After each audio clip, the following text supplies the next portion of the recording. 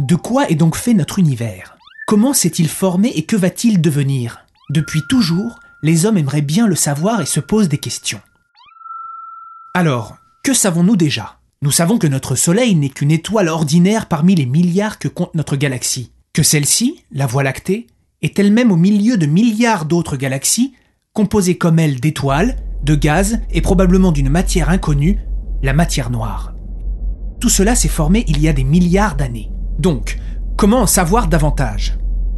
Il faut aller très loin dans l'espace. En effet, la lumière voyage à vitesse finie, soit 300 000 km par seconde. Elle est constituée de particules, les photons.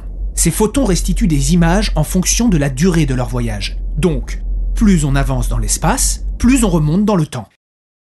Imaginons, vous vous trouvez quelque part dans l'univers très très loin de la Terre. Vous pourriez alors rattraper l'image qu'elle a émise il y a des milliers, des millions ou des milliards d'années. Vous êtes par exemple à la lisière de notre galaxie. Cela représente à peu près la distance parcourue par la lumière pendant 4000 ans. Vous pourriez donc voir l'image de la Terre à l'époque de la construction des pyramides. Déplacez-vous ensuite sur une galaxie presque voisine, soit un voyage de 80 millions d'années pour la lumière. C'est la Terre au temps des dinosaures que vous verriez.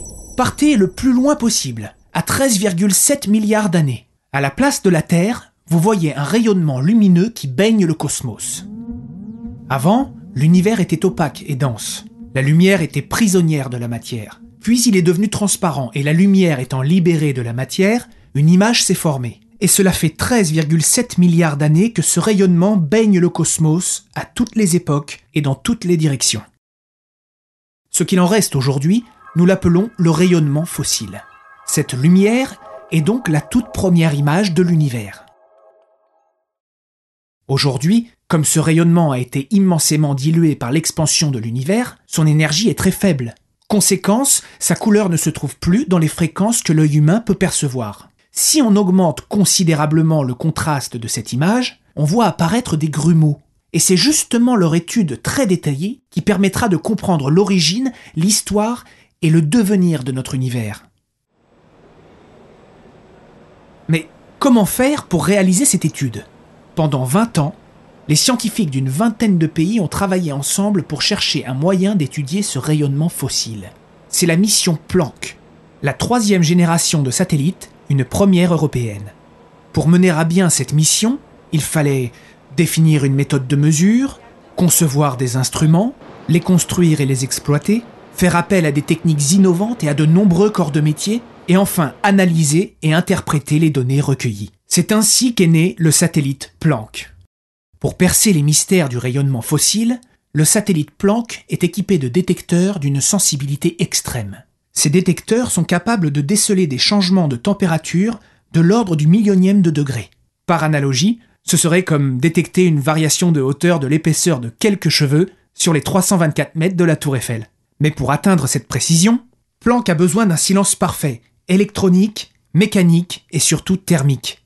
Alors, pour obtenir ces conditions optimales, les détecteurs de l'instrument haute fréquence HFI ont dû être refroidis à la température extrême de 0,1 degré au-dessus du zéro absolu, soit moins 273,05 degrés. Pendant près de 1000 jours, Planck a été l'objet le plus froid envoyé dans l'espace. Lancé le 14 mai 2009 à 15h12 temps universel par la fusée Ariane 5 depuis le port spatial de Kourou, le satellite Planck a été positionné à 1,5 million de kilomètres de la Terre.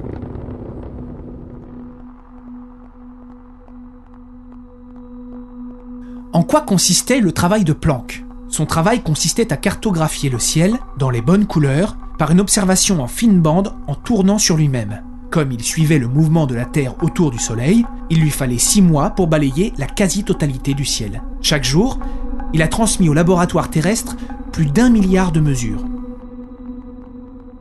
Le ciel vu par Planck est comme un paysage. Il faut enlever ce qui est juste devant nous, notre galaxie, et ce qui est plus loin, les autres galaxies. Alors, il reste la première lumière de l'univers.